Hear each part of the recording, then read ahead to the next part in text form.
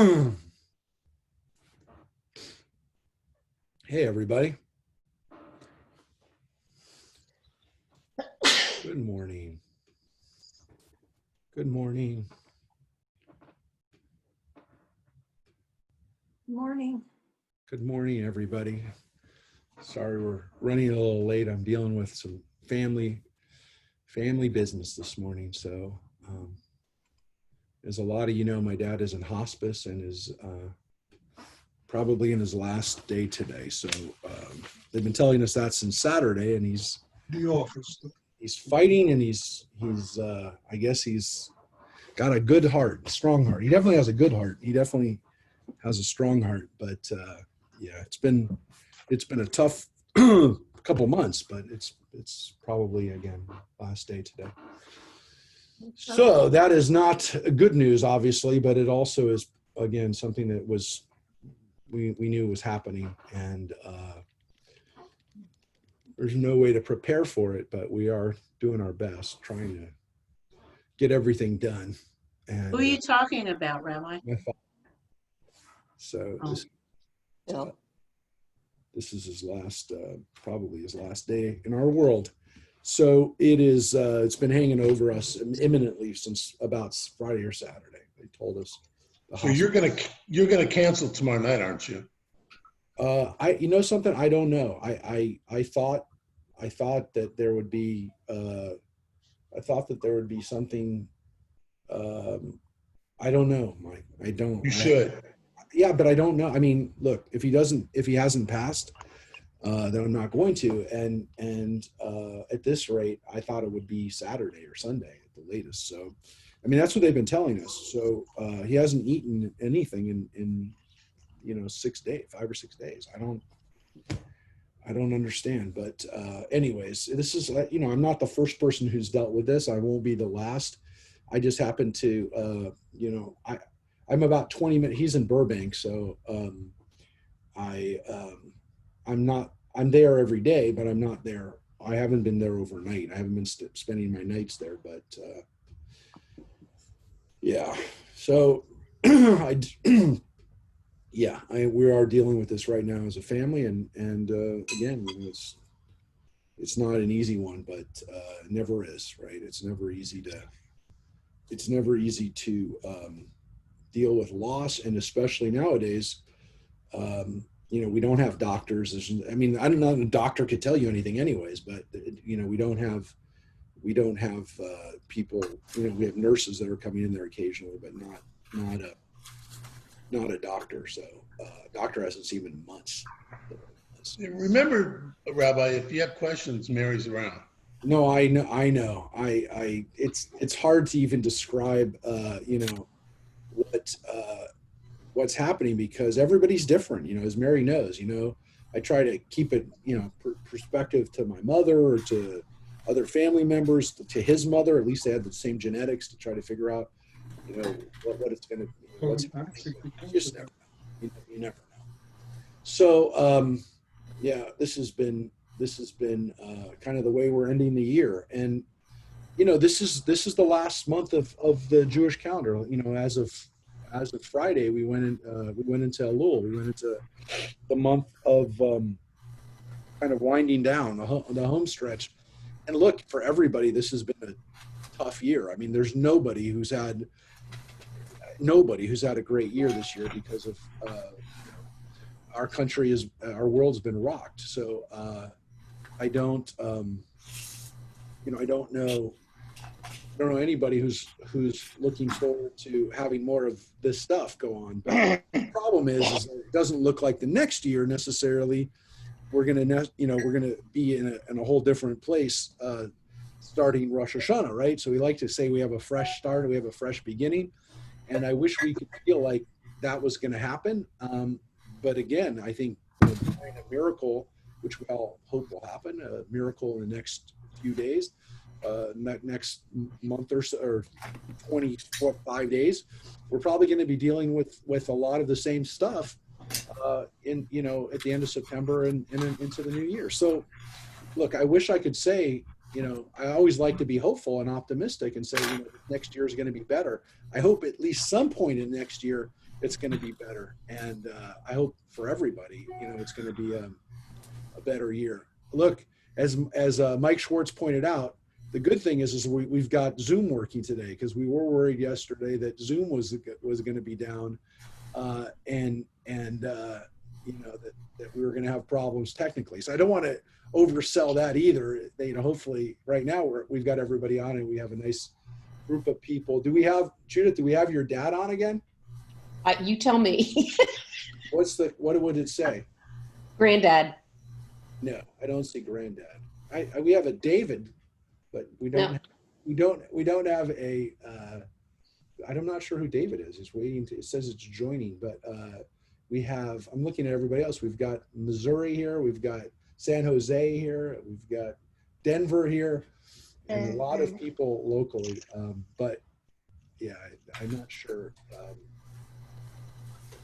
I sent him the link, but we really needed to practice again and didn't have time.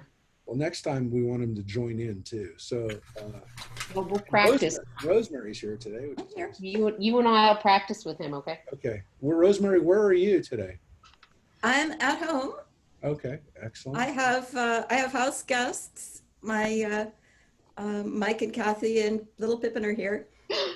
Oh, wow. Very cool.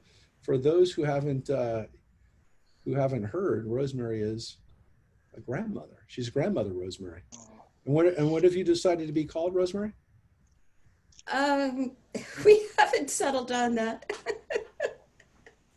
All right, it could change. And it could change too, you never know. There could be some cute thing that happens and then you wind up being called that, somebody, pronounces something. We had some practice with this because my sister-in-law is named Barbara Friedel, which was the same name as my mother of blessed memory.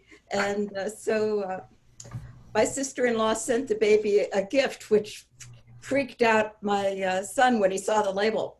Barbara Friedel. He'd forgotten that he had an aunt. Right, there's somebody with that name. Yeah, no, it's a good problem to have, trying to figure out what you're going to be called by.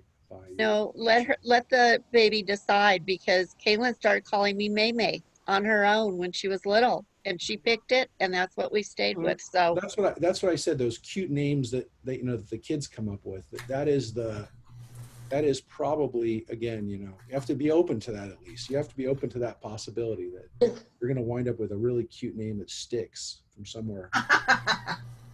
Somewhere like that. Well, that's a great thing to have. Wonderful. Yeah. Francine, were you going to say something? Yeah, Robert named my mother-in-law Nama, and that stuck forever. Nama, Nama. Those are cute. Yeah. So again, yeah, those are good problems to have. And then, like Erica, you can become a great grandma, and that's even more amazing, right? Yeah, but That would be ambitious. what's great is that our not Jewish great grandsons call us Bubby and Zeta.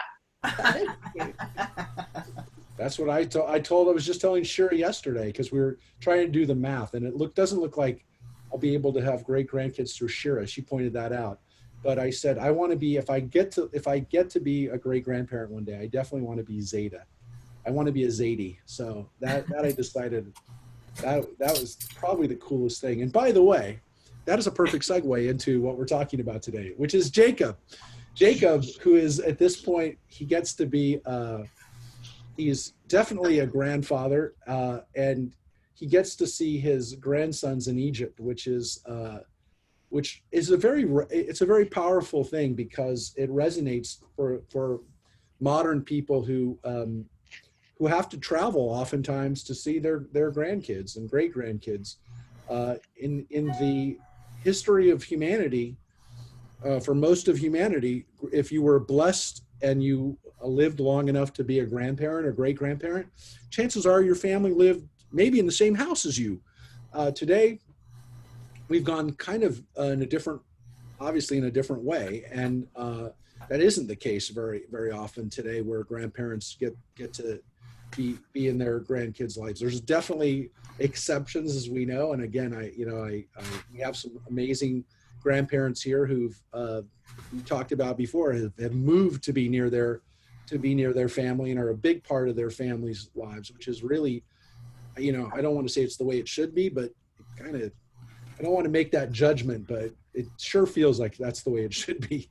And the Torah actually touches on that in a really powerful way in Genesis when Jacob gets reunited with his grandsons. Now, he already had grandsons and granddaughters in the land of Israel. We know that. We actually read about one of them, Sarah, who's his granddaughter, who is remarkable in her own right. She is the, according to the Midrash, she's the granddaughter who is the link to the old ways. She's the one who, when the Israelites come out of Egypt, she's there to tell them the way it used to be, the way it was when they lived in the land of Israel. She's the link. She's the living link between the patriarchs and matriarchs and this new generation. So there are women here too, but there is in the Torah, I think, a very powerful role that grandparents play with their children. And again, we're going to see it in the Midrash too, because that is, that's where we are today. And we do have Daniel Cohen is now coming on. So we do have Judith's father and also a great grandfather.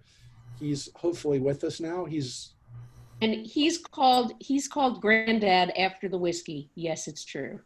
All right. Well, he's now here somewhere. So he is now amongst us.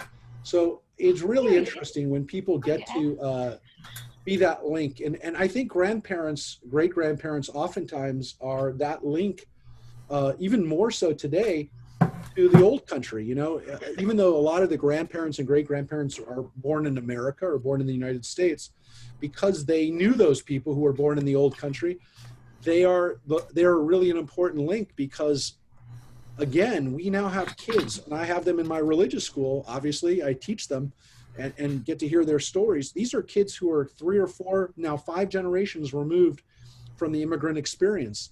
And it is really hard for them to understand that, to feel that. That's why we spend a good amount of our time in the Zion level trying to educate them about what life was like for immigrants and for their ancestors. And again, it starts to become almost like ancient history when we're going back literally 100 years. This is not history that they touch. This is not history where they held the hand of somebody who was born in Poland and Russia. That they won't have that. They'll have somebody who was, maybe born in Granada Hills, or or if we're lucky, the old country is the Lower East Side. But they're very, very far removed now from it, and it's important for them to hear those stories. It really is now become history in a way, in that it's not. We now have to teach it. When you have to teach it, when you have to open up a book and look at a photograph and share a video, it's history, and I think it's very important history, and one that we can learn from. And let's take a look at the Midrash and and our text today, which is the part of where we left off, was that Joseph has now reunited with his brothers. He's announced to his brothers who he is, and now he's made ready the place for his father. And this is what I did want to show you. I wanted to show you where we are in the Torah, and the fact that in the Torah, we are in Genesis, and Jacob is told by God, it says, God called Israel in a vision and said, Jacob, and he said, Hineni. This is a Hineni moment for Jacob, and according to the Torah, right? And he said, I am God, the God of your father. Fear not to go down into Egypt, or I will make you there into a great nation. I myself will go down with you to Egypt, and I myself will also bring you back. And Joseph's hand shall close your eyes. So Jacob set out from Beersheba the sons of Israel put their father Jacob and their children and their wives in the wagons that Pharaoh had sent to transport him. And they took along their livestock and their wealth they had amassed in the land of Canaan. So they didn't go down. They didn't go down empty-handed. They didn't go down there in poverty. Thus Jacob and his offspring. I'm hearing somebody's TV. So they went down to Egypt. He brought with him to Egypt his sons and grandsons, his daughters and granddaughters, and all of his offspring.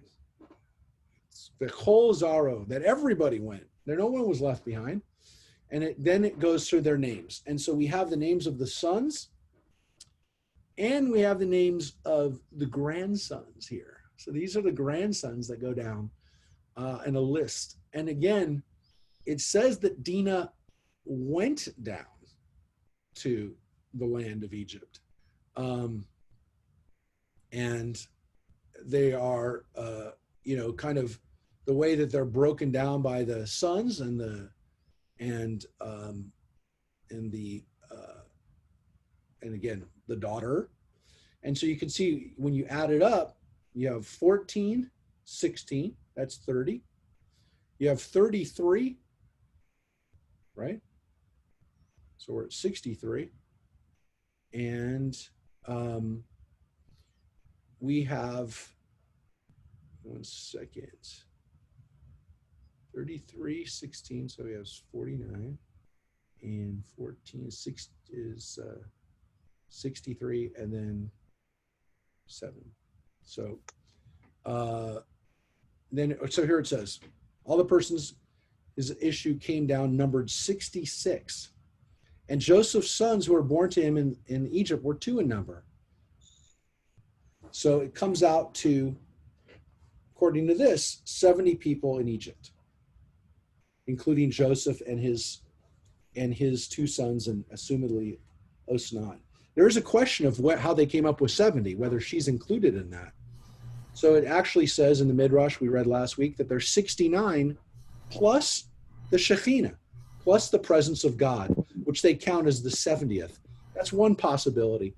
The possibility, again, is kind of, it's also accentuated, amplified by the fact that when they go down to Egypt, as we just read, and the Midrash also points this out, that they go down in their mode of transportation are chariots, Egyptian chariots, folks. And so the rabbis pointed out that in the Midrash, that these Egyptian chariots is ironic, to put it mildly, because what we know about Egyptian chariots is that they're used to chase Jews, right? These chariots will wind up being used in pursuit of the Israelites themselves. So it says, in his joy and anticipation of seeing his father, this is what we left off with last week, Joseph made ready his chariot with his own hands, without waiting for his servants to minister him. Yes, This loving action redounded later to the benefit of the Israelites. I come in. Were rendered of I none. am well, thanks. Here's your This lunch, is sir. deluxe. Deluxe. Deluxe. That was Judah's dad. Anyways, it says that it rendered of none effect Pharaoh's zeal in making ready his chariot for himself with his own hands to pursue after the Israelites. So why? Because that same chariot, or a like constructed Egyptian chariot, also was made ready by Joseph. And so what's so cool about this is that the chariot here is used for a really special thing, which is to bring Jacob and to reunite the family. And as Francine said, this is the ultimate family reunion, except of course it's in Egypt, which we have a problem with, because of course the rabbis knew what's going to happen in Egypt. We know what's going to happen in Egypt. We just read in the last Torah portion, Shoftim, it actually says, don't go back to Egypt. Don't go to Egypt. It's the wrong direction. It actually symbolizes going in the wrong direction. If you want to know what direction not to go, Egypt direction. So the rabbis knew this. They see it happening. They're watching this unfold. And so on one hand, they have to say, well, this must have been God's plan. But at the other hand, they know that this is walking in the wrong direction, that Jacob right now is headed the wrong direction. And they knew that. They had to deal with that. So let's take a look. Rosemary, if you want to take us into the text, what the Midrash says happens with Jacob coming there, because we really don't have a lot in the Torah about what this looked like, what this experience of coming to Egypt looked like. Okay, here's what happens. Jacob arrives in Egypt. When the Egyptian nobles observed their viceroy completing his preparations to meet his father, they did the same. Indeed, Joseph had issued a proclamation throughout the land, threatening with death all that did not go forth to meet Jacob. The procession that accompanied him was composed of countless men arrayed in byssus and purple and marching to the sound of all sorts of musical instruments. Even the women of Egypt had a part in the reception ceremonies. They ascended to the roofs of the houses and the walls of the cities, ready to greet Jacob with the music of cymbals and timbrels. Joseph wore the royal crown upon his head. Pharaoh had yielded it to him for the occasion. He descended from his chariot when he was at a distance of about 50 ells from his father and walked the rest of the way on foot, and his example was followed by the princes and nobles of Egypt. When Jacob caught sight of the approaching procession, he was rejoiced, and even before he recognized Joseph, he bowed down before him. But for permitting his father to show him this mark of honor, punishment was visited upon Joseph. He died an untimely death before the years of life assigned to him had elapsed. That's interesting. So where does this even come from? Well, this comes from the fact that Joseph dies at 110, which compared to his father and grandfather and great-grandfather is not a long lifespan. So, you and I would love to get 110 years, right? I mean, I would hope. That would be we'd be lucky, right? Not in patriarchal terms. It's not a long life. And so he dies because he allows his father to bow before him. Not that, again, you stop him from doing it. You say the father was going to bow before him. Now, of course, this is a fulfillment of the prophecy, of the vision that Joseph had as a child, that his father and his brothers would bow down before him. So to some extent, this is fulfillment of this prophecy, if you will. But the rabbis don't look at it in a good way. It's not the way a father should. A father should never bow before a child. So this is, and Joseph allowed it. And again, if Joseph had stopped him from doing it, that would have been the right thing to do. But he didn't do the right thing, and because of that, he actually dies younger than he should have. He should have lived a longer time. So now Jacob, interestingly, and this is kind of probably why this whole midrash is going on here, is that the thing that Jacob says when he sees his son is, now I can die. He actually says that. He says, now, the Torah says, he says, now I can die. And so Jacob actually throws it up there, now that I can go. Now Jacob doesn't go. Jacob is going to be alive for many more years in Egypt. But he actually says, I can die now, essentially a happy man, knowing that my son is still alive. And so it's a very powerful thing, he says, but he kind of opens it up. Well, he just said, I can die now, but he's not going to. And so kind of the Midrash jumps off from there. So here's what it says. That no harm befall Jacob from a too-sudden meeting with him, Joseph sent his oldest son ahead with 5 horses, the second son following close after him in the same way. As each son approached, Jacob thought he beheld Joseph, and so he was prepared gradually to see him face to face. So that's an interesting little midrash, that he didn't want to give his father a heart attack. And so he sent the sons first. He sent the grandsons, Ephraim and Manasseh. He sent them, and that kind of allowed Jacob a chance to not be too surprised, that he would gradually kind of be accustomed to seeing Joseph by seeing the sons. It's an interesting idea. And again, but it's kind of like, he's an older man by this time, Jacob. We don't want him, we don't want to lose him. So this is, again, these are not kind of necessarily in order, but these are different midrashim about what happens. So here's some more. Meantime, Jacob had espied from where he was seated a man in royal robes among the Egyptians, a crown upon his head, and a purple mantle over his shoulders. And he asked Judah who it might be. When he was told that it was Joseph, his joy was great over the high dignity attained by his son. By this time, Joseph had come close to his father, and he bowed himself before him down to the earth, and all the people with him likewise prostrated themselves. Then Joseph fell upon his father's neck, and he wept bitterly. He was particularly grieved that he had permitted his father to bow down before him but a little while before without hindering it. At the very moment when Joseph embraced his father, Jacob was reciting the Shema, and he did not allow himself to be interrupted in his prayer.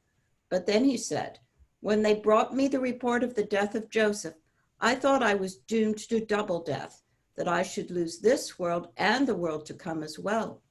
The Lord had promised to make me the ancestor of 12 tribes, and as the death of my son rendered it impossible that this promise should be realized, I feared I had incurred doom by my own sins, and as a sinner I could not but expect to forfeit the future world too. But now that I have beheld you alive, I know that my death will be only for the world here below." So this is an interesting meditation on what it means to truly be dead. According to this midrash, Jacob thought that if Joseph had died young, that the promise that God had made him was going to be dead, that his essentially his place in heaven was taken away because it wasn't going to happen.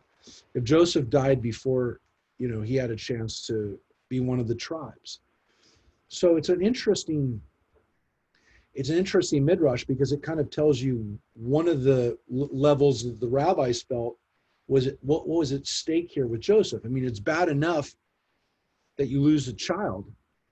Jacob interpreted it further by saying, if he dies, then all the things that God promised me are also not going to happen. And that maybe I've done something real. I mean, it's not that he didn't think he knew he wasn't a perfect person, but he's really worried now that the things that he'd done in this world had now ruined his chance, his place in the world to come.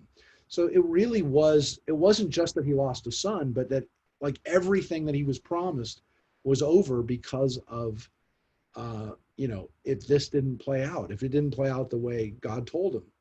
So this is one of the reasons why seeing Joseph and knowing that Joseph was alive was more than just, my son is still alive.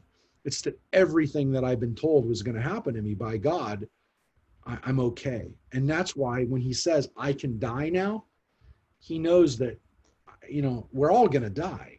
But that if you die knowing that your place in heaven, your place on the earth with your legacy has been established, that makes it so that at least you can feel like you can, I don't want to say die in peace, but that you can die knowing that you made a difference. And that, again, I mean, you and I would say, well, you have 11 kids, you don't have 12. In his mind, it's not just that I have, children and that I have a family, but that my family is going to be able to have the role in human history that God told me they're going to have. And that everything that God told me is still on track. And that's why he says, to some extent, that's why the comment that he makes when he sees Joseph is, now I can die.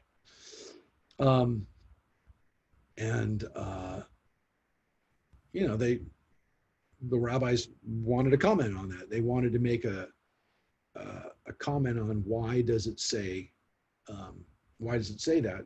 And again, knowing that the book of Genesis and that the Torah in its entirety doesn't talk about what happens after we die. It doesn't talk about the life after death or the experience that happens to us afterwards. So for them to say this is, basically a reflection of their beliefs, their theology, their belief in the afterlife, but it's not reflective necessarily of, again, exactly what Jacob was saying, but it's a beautiful understanding for people who hope and pray for the power of a soul and of a life to exist beyond just this world. So definitely something I'm thinking about now. So let's read what happens again, kind of back to some of what we read last week. Such was the manner of Jacob's arrival in Egypt. He came with his whole family. 69 persons they were in all, but the number was raised to 70 by the birth of Jochebed, afterward the mother of Moses, which took place when the cavalcade had advanced to the space between the one and the other city wall.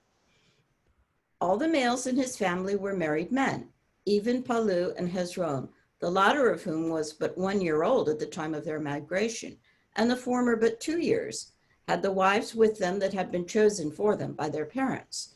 In general, all the sons and grandsons of Jacob had married young. Some of them had been fathers at the age of 7. Yeah, I knew that was not gonna it's not gonna go over well. Look, there's a couple things that the rabbis wanted you to know. The first, again, is how do we come up with 70 when it doesn't seem like there's 70? So one possibility we read last week is that the 70th is the Shekhinah, is God's presence. Now here's another one, which is really nice, which is that it's Yocheved. It's the descendant of Levi. It's Levi's granddaughter, who is Moses's mom. And so the great thing about the 70 is that it includes this wonderful woman, baby. Now, I mean, literally born just as they're coming into the land. So she just made it. She was born as they're coming in. And so she's obviously got a very important role to play as the mother of Moshe. But what a wonderful thing that, that this 70th person is this woman who's going to have such an important role in her history. But of course, there's this other issue, which is, who were these people married to? Who did they marry? And did they marry Egyptians? The rabbis don't like that idea. They don't like the fact that Jacob's grandsons married Egyptian ladies. Well, we know that his son. Excuse me, Rabbi. Yeah. I have a question about numbers. Yeah. If Yocheved is born just as they're coming into Egypt, how old would she be when Moses is born? So we got a few challenges here, and the rabbis were constantly dealing with two chronologies that are kind of problematic. And again, we could argue, well, it's because it's the creation of another author, or that again, people lived a really long time and had babies, later than we can today. Started early too. Here's the problem. If it's hundreds of years, if the Israelites are in Egypt for basically 400 years, then it's a little bit of a problem, because it says specifically that Amram is the grandson of Levi, which means Moses and Aaron are his great grandsons. So, and according to according to the Torah, Amram is actually Yocheved's nephew. So he ends up marrying his aunt. Again, how old are, how much time elapses? It's a little bit more problematic when we go through the 400 years. If we go to like the 3 or 4 generations that the Israelites are in Egypt, that plays out where, Yocheved could have been, Yocheved could have been Moses's mother, and is born just as they're coming in, and that she's in her late 40s, early 50s when Moses is born. We don't have to follow a 400-year chronology. It works. It's not. It basically means that Amram would have been maybe born a few years later once they're in Egypt. His father, Amram's father is already born. I mean, look, it says that when they came into the land, that Levi's sons Gershon, Kohat, and Merari were already born. They're part of the 70 that come in, and Kohat, who's Amram's father, is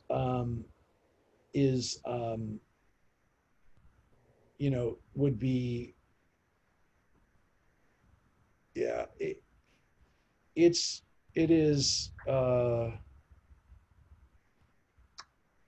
yeah, it's possible that again, that there were grandsons of Jacob and even great grandsons. The rabbis are concerned with one thing here, though, Marina and everybody, and that is that the Israelites that came down were married to other Israelites, and that the family didn't intermarry amongst the Egyptians. That's why they're telling you that 1-year-old kids were already married, or at least, engaged, if you will, that they were promised, because the idea that these kids married Egyptians bothers the rabbis. This is why we have Osnat being really the daughter of Dinah. The Midrash that she is adopted, and brought into the Egyptian family, Potiphera adopts her, is because they so didn't like the idea of the Israelites intermarrying with the Egyptians. Again, the intermarriage is pretty clear.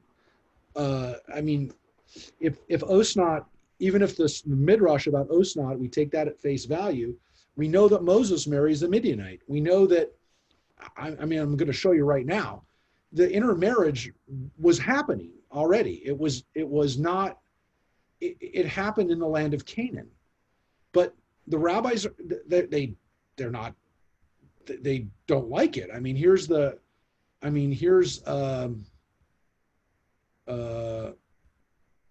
First of all, Genesis says that Osnat was the daughter of Potiphera, priest of On. It says that.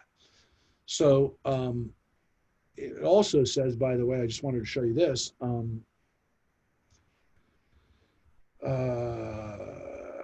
It's kind of a throw. It's just kind of maybe a throwaway line, but it's not. It's not. All the son of the Canaanite woman. Yeah. Where did I pass it? You went past it. Why am I losing my mind here? Like line 11. Okay, sorry. Yeah, here. There it is. Shimon's son, and it says, and Shaul, who is the son of a Canaanite woman, Ben HaKanani.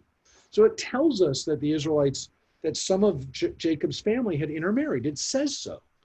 So that doesn't mean the rabbis are happy about it, and it doesn't mean that they want to, they definitely don't want to celebrate it. And so they go to great lengths and try to explain how it didn't happen, or how it can be read in a different way.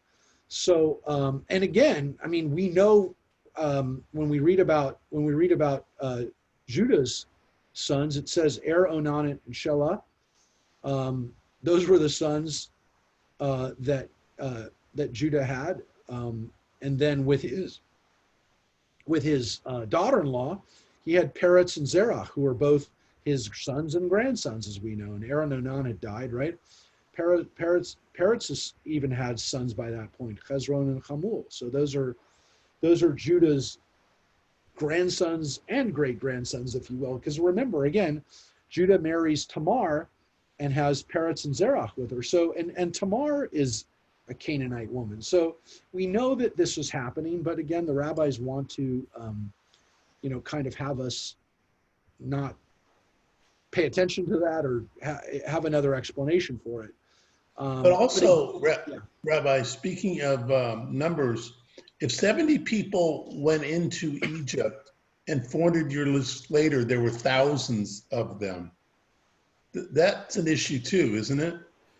Well, it is. And again, so the answer of how they wound up with it is, is that every person had 10 kids, and that they had 10 kids, and that, and sometimes they had 100 kids, and, it's one of those exponential problems. If you have 10 kids over 3 generations, you actually, I think, wind up with like 100,000 kids, or maybe it's 4 generations. But like after 5, you actually wind up with I think so. If you have after 2 generations, you have 100 kids. After the third, you have 1,000, and after the fourth, you have 10,000. Fifth generation, you have 100,000, and then you have 1 million after that. So if you have 10 kids at a time, it is possible to multiply out pretty fast. The Torah, seems kind of obsessed with getting us to 600,000. Remember, it's cumulative too, because you have the previous generations or previous 2 generations that are also living too. It's not like everybody dies out and then there's another generation. So there's an overlap of people, but it is, it's tough to get to it. But the rabbis explained it was a miracle that every time a woman was pregnant, she had 5 or 6 kids or 10 kids. It wasn't that she had twins, that she had, and so they definitely saw it as a miracle / as the Egyptians saw it, a disaster, a curse, that these people that were not Egyptian were multiplying like crazy in their midst, and so they didn't like it. The Torah talks about that culture clash right away in this portion, and the rabbis pick it up, and it's in this next thing. So not only are the Israelites multiplying rapidly, they're not living a life like the other Egyptians, and this is problematic. So let's see what happens when Israelite and Egyptian meet. Not Joseph, by the way, who was living like an Egyptian, was more Egyptian than it looks like some of the Egyptians. This is what happens when Israelite ways meet Egyptian ways. Joseph took some from among his brethren and presented them to Pharaoh. He chose the weakest of them, that the king might not be tempted to retain them in his service as warriors. And as he did not desire his family to live at close quarters with the Egyptians and perhaps amalgamate with them, he introduced them as shepherds. That's an interesting one, because that basically says that Joseph, thinking about this issue of intermarriage, tries to prevent the Israelites from being of mixing. Amalgamate is a nice way of saying we don't want them to marry shiksas. That is a interesting idea that Joseph is concerned about that, which, by the way, seems the furthest from his concerns. It actually seems as though, at least from the Torah, that he doesn't want the Pharaoh to see where he came from, in the sense that he doesn't want Pharaoh to see how unsophisticated his family is, and that they're shepherds. Now, the Torah deals with this. The Torah basically says that the Torah flat out says the Egyptians don't like shepherds because they worship sheep. And for people who keep sheep as pets, and more than that, as livestock that are going to be raised to be eaten, shorn, eaten, use every piece of that sheep, it's not going to make the Egyptians happy to have these kind of people in their midst. Just as the Hindu tradition has a obviously a very high value on cattle, on cows. The Jews are now dealing with the fact that their livestock, the sheep, a sheep is worshipped by the Egyptians. So this is a culture clash. But there also seems to be this idea that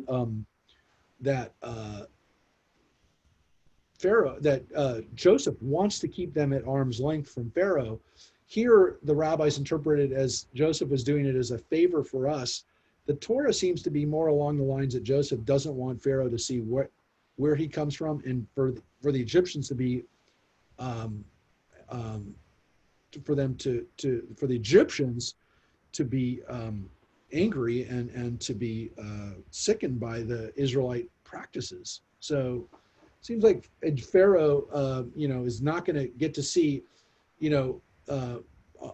us in all our glory.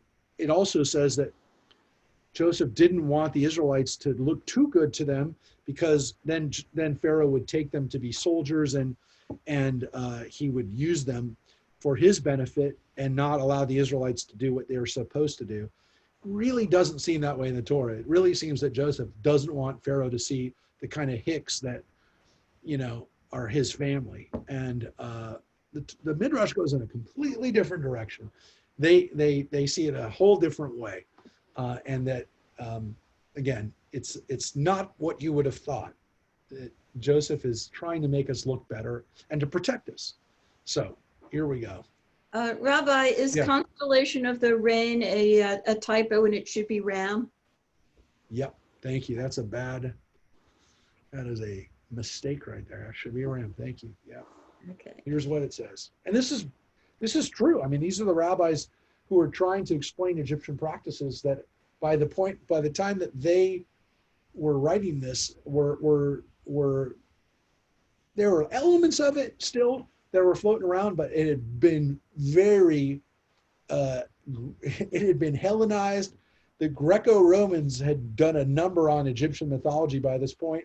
And so the rabbis didn't know from Egyptian mythology, but they saw Egyptian statues of rams. They knew about Semiramis and some of the other Egyptian worship that had become popular. And so, they knew bits and pieces, but just remember, this is not contemporary Egyptian practice for them. All right, so here's what it says. The Egyptians worshipped the constellation of the ram and paid divine honors to animals, and they kept aloof from shepherds. Pharaoh, therefore, was inclined to grant Joseph's wish to give them the pasture land of Goshen for their sojourning place. The land was theirs by right, for the Pharaoh that took Sarah away from Abraham by force had given it to her as her irrevocable possession. Now here's a weird midrash that Goshen, the land where we lived, according to the Torah, was actually ours to begin with. We owned it. It was deeded to Sarah when the Pharaoh took her as his wife and then sent her away with stuff.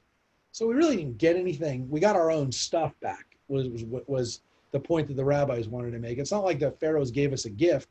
It was ours. We get back what we were given in the first place. So that's an interesting claim on part of Egypt, the part that we lived in for our slave period, the land of Goshen. It's ours. Again, that's the rabbi's interpretation of it. Mm-hmm. In their conversation with Pharaoh, the brethren of Joseph made it plain to the Egyptian king that it was not their intention to remain in Egypt forever. It was to be only a temporary dwelling place. Then Joseph set Jacob, his father, before Pharaoh. Wait, hold on. I just want to make one point about that the Torah is telling us that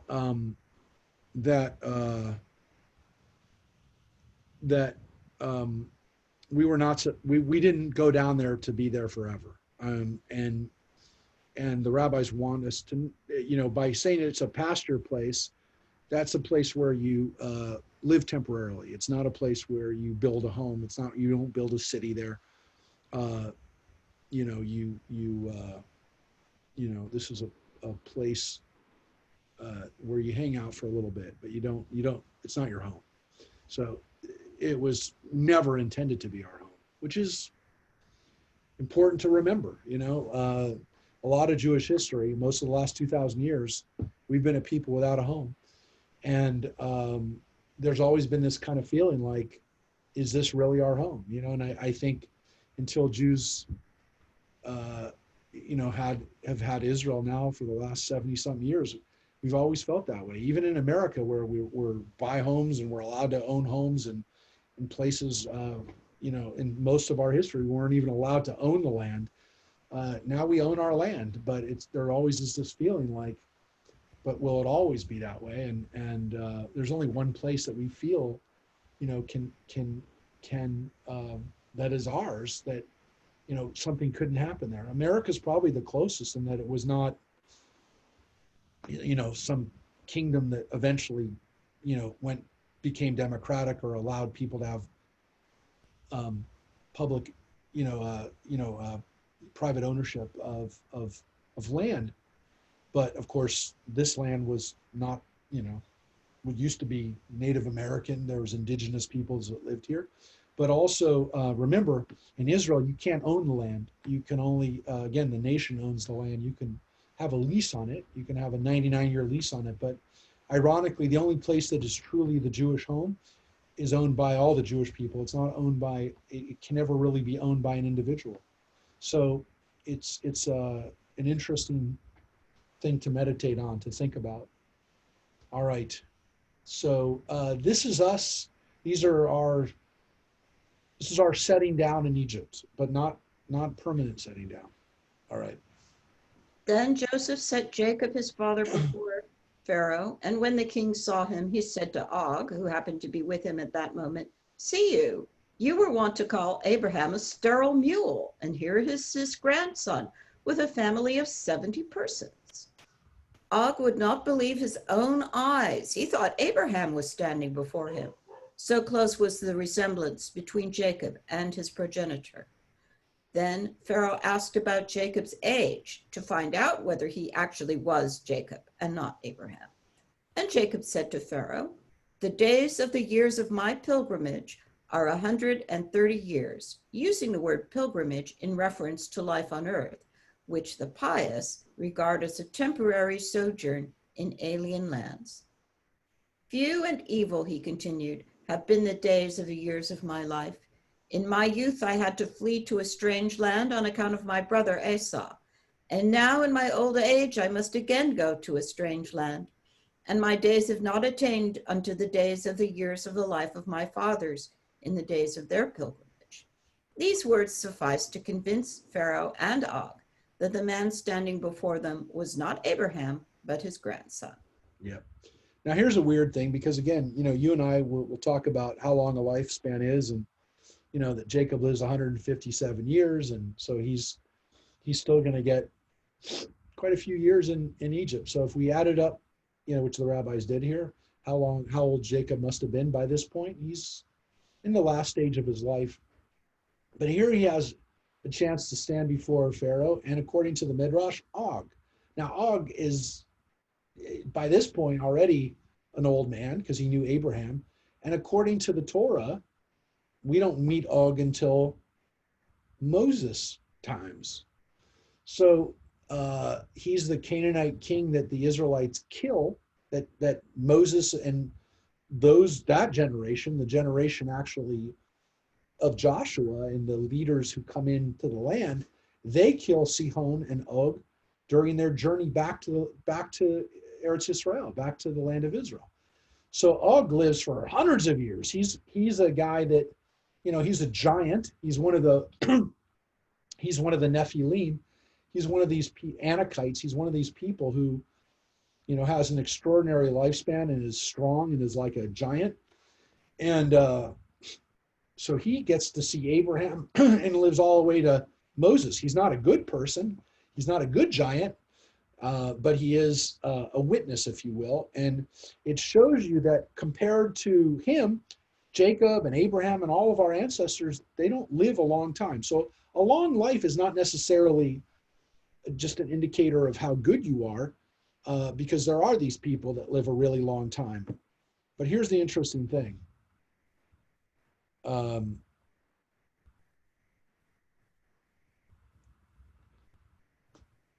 Jacob looks at his life, and again, he still has life to live.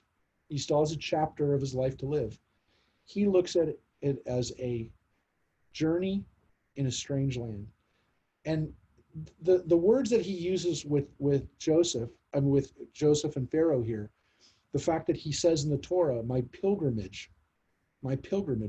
life as a pilgrimage, is an interesting one, because it implies again that the life that we have is a journey. And the rabbis take it as even more so. It's a journey in a land it's not our final home. It's not it's a journey, if you will, and to kind of use the Gnostic and kind of the influences that they had. Our journey in the material world is not the easy journey. It's not our final place. It's not where we're supposed to be. That we kind of have to make our way through this world, and by nature, it's not easy. Jacob points out that his journey in particular was not an easy journey, and that the way he looks at his life is that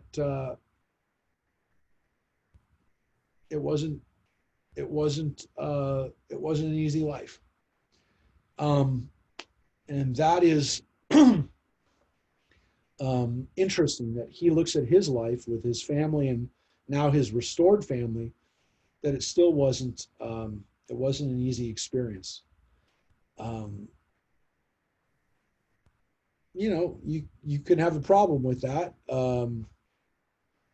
The Midrash that we're about to read does. So you can look at Jacob as maybe not being very grateful right now, but let's take a look at what the Midrash says about this.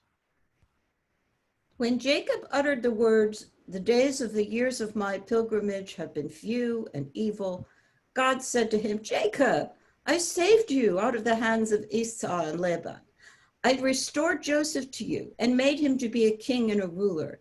And yet you speak of few and evil days.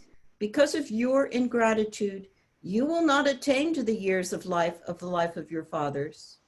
And Jacob died at an age 33 years less than his father Isaac's. Yep. So again, this is an interesting kind of math equation, which is that Jacob doesn't live as long as Isaac. Isaac lived to be 180, which is the oldest of all the patriarchs. But it seems as though they're moving in the wrong direction. Well, we already, as I told you, Joseph lives to be 110, and so they're not living as long. The Midrash here basically says that Jacob could have lived longer if he had had a different attitude. God basically says, "Are you kidding me, Jacob? You've had a hard time, but I've been there by you. I'm the one. I'm the one who who's protected you." And so at least this Midrash gives us an understanding that Jacob gets punished for not having that gratitude and kind of replaying his life and focusing on the negative. But again, there's different ways to look at it. And the Midrash also kind of, in a way, recognizes that Jacob doesn't focus on, or by recognizing that this isn't the final existence, that this isn't the best existence, that Jacob is kind of acknowledging that there's a better existence yet to come, and that let's not overburden ourselves with the existence that we've had here, because it's going to be tough, and that's kind of the existence that we have here, and that's the way that the first kind of Midrash reads it, is that he kind of acknowledges that life is tough, and that there's a better world still to come. Here, it's kind of read in the opposite way, which is that, why are you focusing on the negative, Jacob? You've actually been blessed. So here's this last Midrash on this. On going out from the presence of Pharaoh, Jacob blessed the king with the words, "May the years still in store for me be given to you, and may the Nile overflow its banks henceforth again and water the land." His words were fulfilled. In order to show that the pious are a blessing for the world, God caused the Nile to rise above its bed and fructify the land of Egypt. Yeah, fructify. It's a great word, fructify. But it is actually a good translation of the Hebrew, which is to be fruitful. The word pri or peru is to be fruitful, and it's the word that's used for people. It's the word that's used for the land, and it's when we say bore pri hagafen or bore pri ha'etz for the fruit of the tree. And so, we usually use the word fruit to, to think about the final product and to, think about eating a piece of fruit, but it also has these other, these other meanings. And Jacob has the power to bless the land of Egypt. And of course, Egypt was completely reliant on the Nile and the levels of the Nile. And if they had enough water in the Nile, then they could water the whole land. And the canals that came off of the Nile would allow the crops and all the grain to grow. So Jacob's presence, just as Joseph's presence helped the Egyptians, Jacob's presence also helps them and now gives them water. So let's move into what happens when they're living in the land. Now, I will tell you that the Midrash we're about to read is based on other parts of the Bible. It is not based on the Torah, because the Torah does not tell us much about Jacob's life in the land of Egypt. The rabbis, of course, would like to know what happened to him there for the next 20 years or so that he has. I mean, it's a decent amount of time. It's another chapter of his life, part of his pilgrimage around the world, which, by the way, it's a great image. I like to use that image a lot when I talk about our lives, that we're on a journey. That oftentimes when I reflect on someone's life and I'm doing a eulogy, I'll often use the word journey, because I like the idea that we're on a journey. Sometimes our journeys take us miles and miles away from where we started, and sometimes they don't. Sometimes we wind up, just miles away from where we started. But life really is very much like a journey, and some of us do travel a lot of miles in our lives. But we don't know much about this last stop on Jacob's journey. Well, really his last stop in the world, because his last stop, we do read about in the Torah, is his return back to the land of Israel when he dies, after he dies, with his body. And that is important. The Torah recounts it, and it actually has a decent amount of a chapter dedicated to Jacob being returned to the cave of Machpelah and to his ancestral burial place. But this is about the last part of his life here. And again, the Torah doesn't have a lot of it, and so the Midrash is going to provide it for us. So I don't know that we're going to get to Jacob's death or Jacob's return back, but we'll see. We'll read about what life was like for them here. And again, a lot of this is based on other parts of the Bible and on kind of imagination of what his life would have been like. So let's read. Joseph's kindness and generosity. Jacob and his family now settled in the land of Goshen, and Joseph provided them with all things needful, not only with food and drink, but also with clothing, and in his love and kindness, he entertained his father and his brethren daily at his own table. He banished the wrong done to him by his brethren from his mind, and he besought his father to pray to God for them, that he should forgive their great transgression. Touched by this noble sign of love, Jacob cried out, "O Joseph, my child, you have conquered the heart of your father Jacob."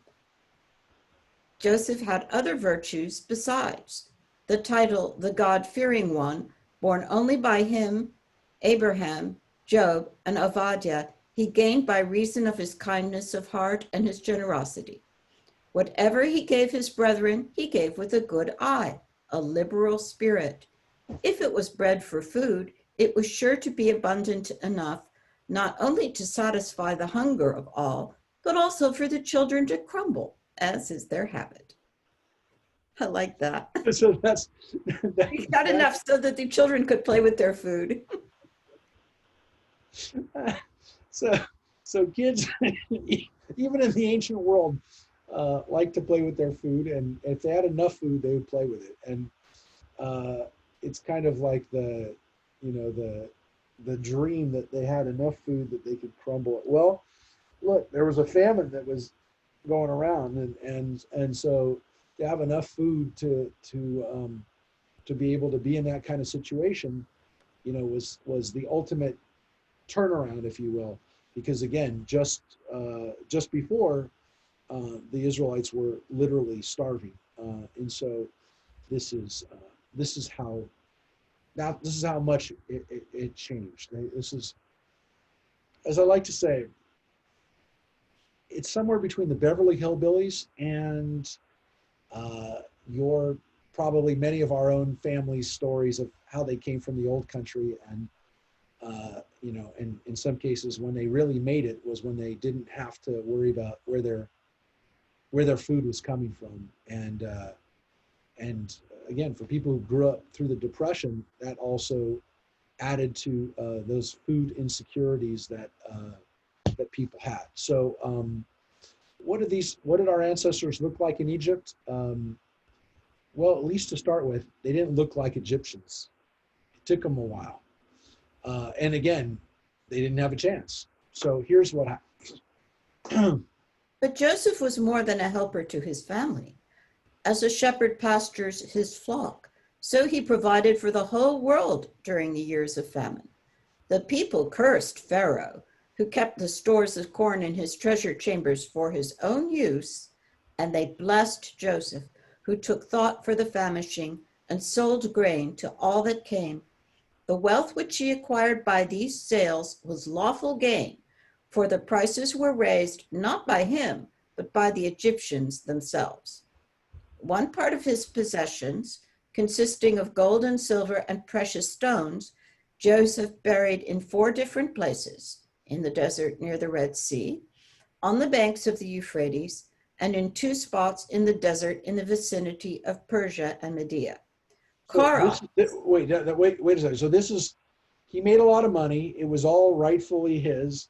He didn't set the price. The Egyptians set the price. And there is this understanding here, if you read between the lines, that this is a problem because Joseph, like so many other Jews after him, would be blamed for economic problems, that they were profiteering, that they were making money off of other people's misery, that the pawnbroker, the loan shark, the Jew that was making money on other people's misfortune, is a trope that existed even in our own country and still does. And so the rabbis interestingly point this out 2,000 years ago, that number one, Joseph didn't set the price. Number two, unlike Pharaoh, who held it in his own greedy, hands and wouldn't part with it, Joseph actually made sure people could have access to it. And here's the interesting thing: he made a lot of money, and he saved it, and he stored it up, and he hid it. And so, to some extent, there is this treasure that is out there. It's out there, and it could be found by you. But let's read. It's not necessarily always going to wind up being a good thing. Let's read what happened, because money doesn't bring happiness or goodness. All right. Korah discovered one of the hiding places, and the Roman Emperor Antoninus, the son of Severus, another. The other 2 will never be found, because God has reserved the riches they hold for the pious, to be enjoyed by them in the latter days, the days of the Messiah. The remainder of Joseph's possessions he gave away, partly to his brethren and their families, and partly to Pharaoh, who put them into his treasury. Wow. Okay, so those are actually a few different midrashim about Joseph's wealth, which it seems obvious that he would have been wealthy. But what happens with that money? Again, did he give it away? Did he keep it? Did he give some of it back to Pharaoh? These people who found the money were powerful people. They got powerful, but they didn't necessarily do good things with that money. Korah obviously became very powerful and then rebelled against Moses. And the assumption here is that he had money, or he had access to money and power that disproportionately, again, it affected him in a bad way, and again made him more powerful than he should have been. Antoninus is interesting because he's actually usually seen as a good Roman emperor, and to some extent, him finding this gives him the ability to do the things that he did, which in some cases are good things for the Jewish people. We're not really sure who this Antoninus is. There are theories that it's Marcus Aurelius, who was also Marcus Aurelius Antoninus. We're not sure. We're not. The Antonine house was a Roman house, was a Roman dynasty within the Roman Caesars, but we're not exactly sure which one this is. It says the son of Severus, but we're not sure that that's an accurate indication of which Roman Caesar this is. And again, that would not be an Antonine Caesar. But the point here is that the Romans wound up with, or there were Romans who wound up with part of this wealth because it was so immense that it was a game changer. And so the Romans clearly had game-changing wealth. Some of that game-changing wealth is for us, or whoever our descendants are who get to live in the Messianic era. You'd ask the question, do you really need money during the Messianic era? Well, clearly the rabbis thought we're still going to be an economy in the Messianic era. And if you have money, it's still going to help you. So remember that that's also kind of an indicator that for the rabbis, the Messianic era is not necessarily, a cashless society, or to that extent, not even a cashless society. It's still a society with an economy. There's still an economy going on when the Messiah comes. But it's for you and I, or for our descendants, all those who are fortunate to live in the days of the Messiah. Then that's when Joseph's money comes back to us. All right, but there was a lot of money out there. Well, Let's read some more Midrash. Yeah. If I could just add, this is showing you a pre-capitalist idea of what you do with wealth, because this money that kings had, they didn't use it to invest. They used it to pay they used it to establish their status, which is why you would need it in the Messianic era. Yeah, it's thanks for saying that, because again, that's why Korach had it. Factories with it or something. Exactly. That's why Korach had it, and that's why Antoninus had it. Mm-hmm. And again, it gives you that ability to change the landscape. And again, this idea that we would have it one day is, again, it is not our vision of how an economy works. Let's say if we're still in this capitalist era that we're in, maybe for the time being, that is the idea, as Rosemary said, to invest it into is to see capital actually as something that you don't simply amass. It doesn't just sit there and look pretty. Yep. And again, that is for much of human history. That's the way it was. You held on to it, and it was not. There's not much more you could do, given the fact that, especially in the Jewish world, we couldn't own property. We couldn't really. And you couldn't lend to another Jew at interest. Yep, we could. You could only do certain. You could do very limited amounts of money you could use with your capital, and quite frankly, the best you could hope for, I guess you could say, the way the rabbis saw it, and again, this type of in that era, and for much of Jewish history, the best you could do is pass it on to your kids, because you couldn't do much beyond that, and that is the way the rabbis looked at wealth. But the Egyptians during this time had a disproportionate amount of wealth, and as much as today we live in a country that is disproportionately economically powerful, that definitely seems to be the way that it was for the Egyptians, and because of Joseph and now his family, that the money is flowing through their economy. And again, we take it for granted as Americans, because we do live in a country that is the economic powerhouse of the world still. There are a lot of people who don't, not so many.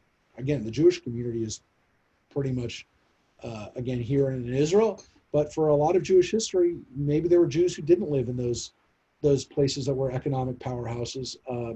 Definitely Jews were drawn to cities and to live in Roman or Roman capital or Byzantium or whatever the Cordoba or whatever the big city was at the time.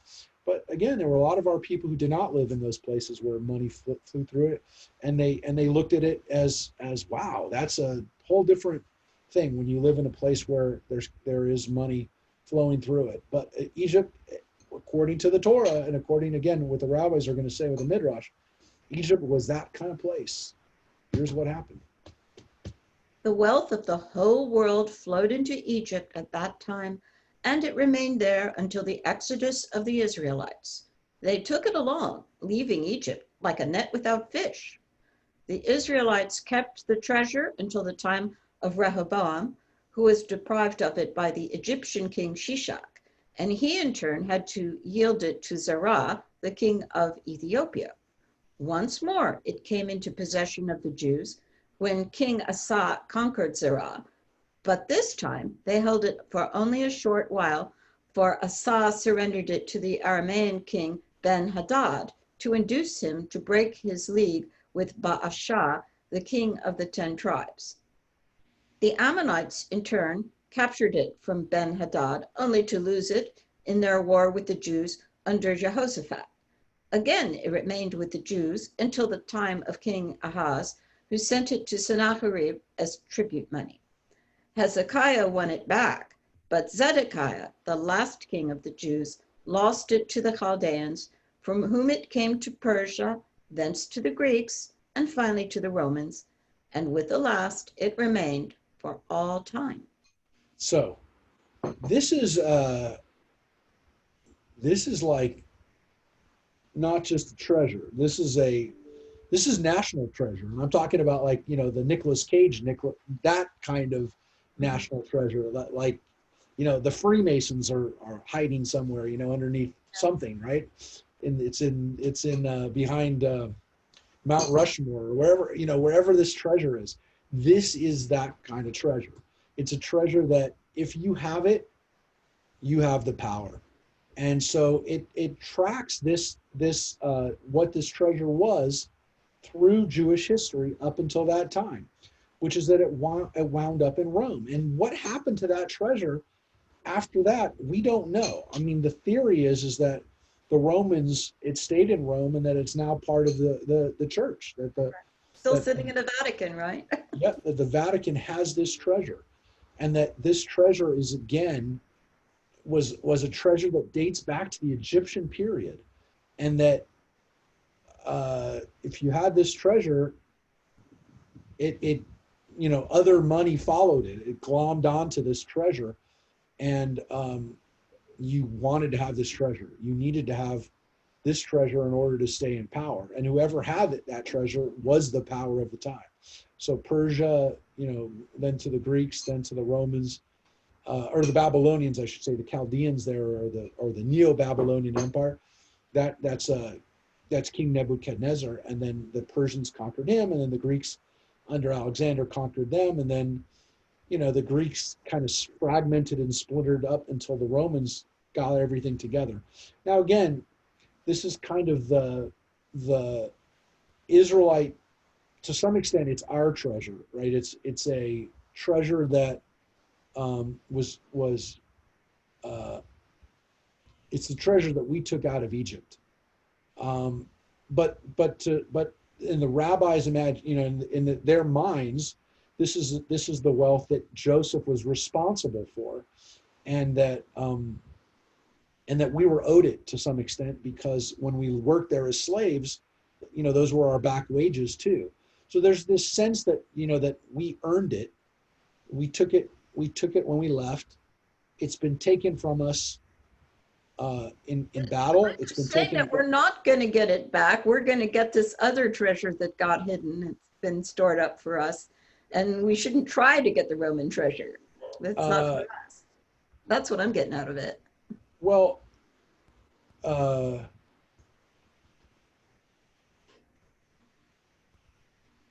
where are you getting it? We don't get that when back. It says finally to the Romans, and with the last it remained for all time, that kind of sounds like we're not going to get it back. Well, it's not that we never get it back. It's that we haven't gotten it back yet. And when they wrote that, you know, they were also not. They were still. It was still recent history. So assuming that they wrote this in about 300, 400, you know, maybe even 500, it's been with the Romans, but for them, it's it hasn't maybe even become the church yet. So I think it's interesting that when we look at this, I was wondering whether it was part of the "don't fight the Romans" thing that the rabbis had going on. I think that their feeling is that when the Messiah comes, it's going to wind up back with us. I see. There's this understanding that it's being held by the Romans right now, but eventually it's coming back to us. You know, it's this really weird idea that, again, you know, that it kind of goes with this Masonic, you know, theory that, or not theory, this Masonic. It's a kind of, you know, it's a little conspiracy theory-ish. Yeah. If they had the internet, God knows what they would have made of it. But it is this kind of idea.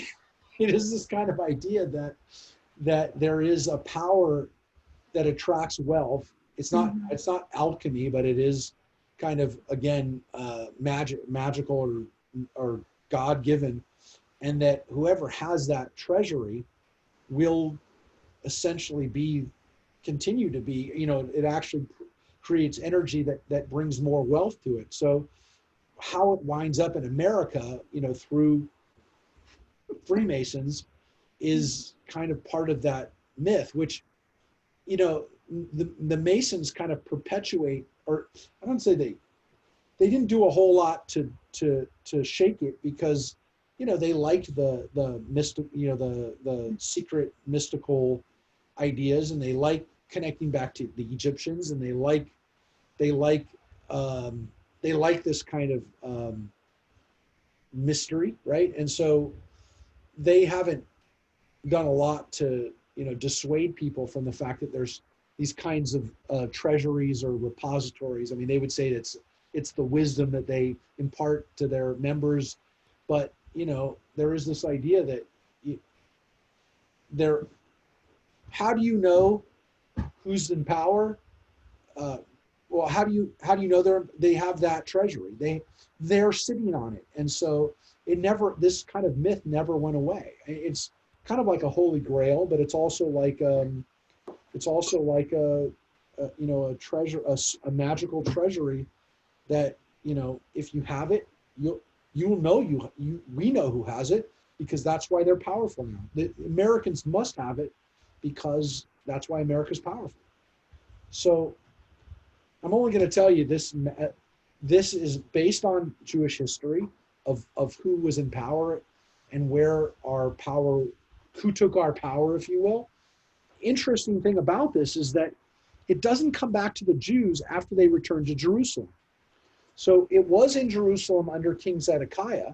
From Hezekiah to Tzedkiyahu, it is in the land of Israel. But once the Babylonians take it from him, they don't get it. We don't get it back. The Babylonians, the Chaldeans, get it from Zedekiah. They steal it from Jerusalem. They destroy Jerusalem. They take it. It goes to the Persians. It goes to the Greeks. It goes to the Romans. But it never came back to us during that period that we were living in the land of Israel. So the rabbis are kind of acknowledging that the treasury was not in our midst from the period that we came back during the Persians.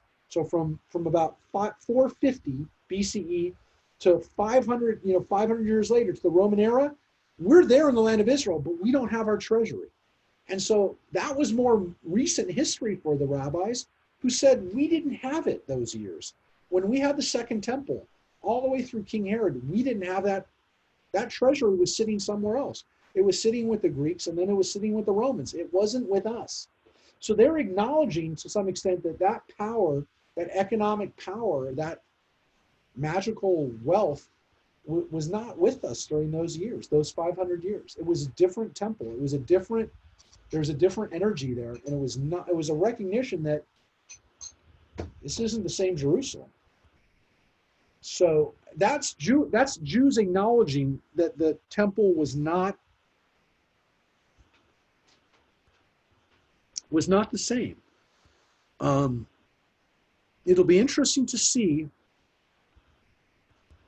what people say about the modern nation of Israel, and whether or not the success that Israel is having now economically is a reflection of this belief that Israel is has that. I mean, I don't think anybody's going to say we don't rival Israel doesn't rival the United States, but as a small nation, disproportionately economically successful now, is there some magic there? It kind of becomes one of those things that's a self-fulfilling prophecy, that if you have it, if you're doing it, if you're generating that kind of wealth, it must be God-given. It must be a blessing from God. So just keep that in mind. I mean, I don't want to dwell on Israel's existence and a new economic pact with the UAE being indicative of a miracle, but it doesn't hurt that narrative. Let's put it that way. It doesn't hurt the narrative that Israel is now an economic powerhouse. So keep that in mind as more and more money starts flowing through Israel.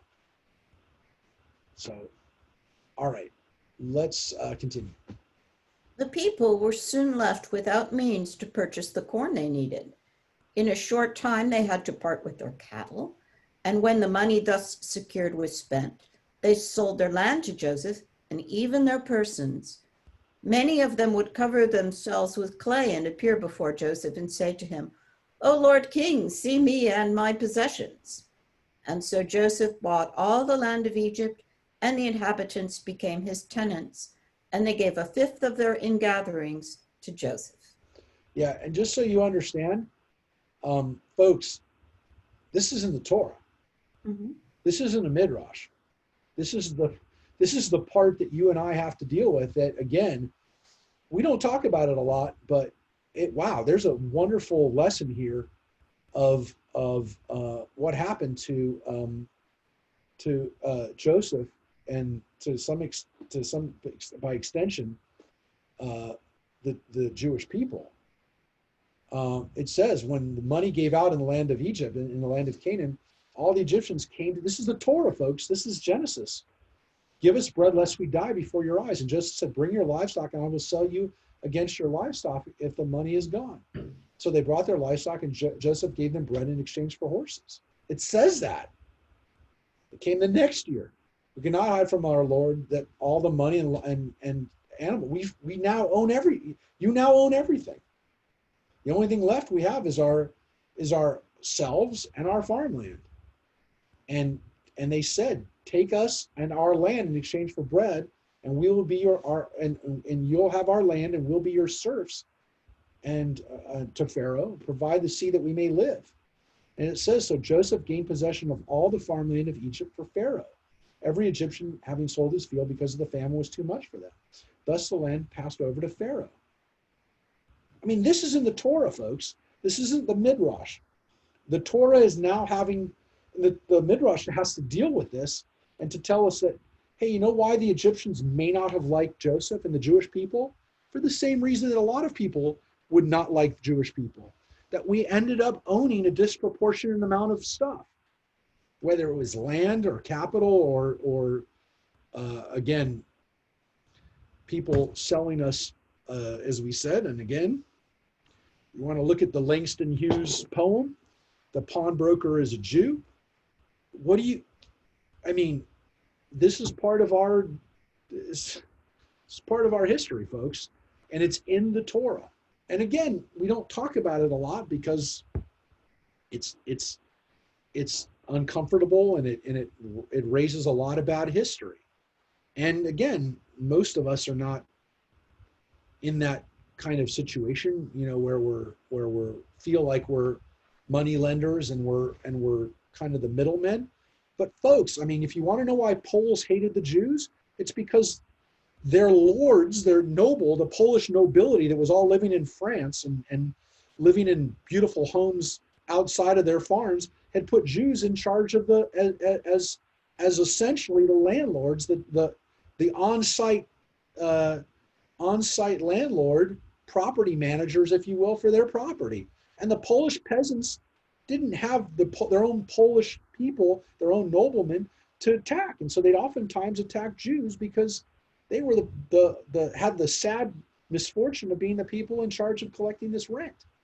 So, folks, this is unfortunately part of Jewish history and part of anti-Semitism. What it says is the only land that that stayed in control of the Egyptians was the priests. The priests had an allotment from Pharaoh, and they lived off that allotment which Pharaoh had made for them. Therefore, they did not sell their land. And Joseph said to the people, whereas I have this day acquired you and the land for Pharaoh, here is seed for you to sow the land. And when the harvest comes, you give a fifth of it back to Pharaoh. A fourth shall be yours. So you have to pay a 20% tax. And they said, you have saved our lives. We're grateful to my Lord, and we shall be serfs to Pharaoh. And Joseph made it into the land law in Egypt, which is still valid, that a fifth should be Pharaoh's. Only the land of the priests did not become Pharaoh's. I mean, this is an economic transfer that basically says that Pharaoh, I mean, he didn't just nationalize it. He made it part of his own private. He owned the land of Egypt, which again, Joseph being the one who facilitated that would not have been popular amongst the people, and by extension, maybe the Israelites weren't very popular. Joseph's people were not very popular amongst the Egyptians as well. So let's read what the Midrash says. Let's go back to the Midrash.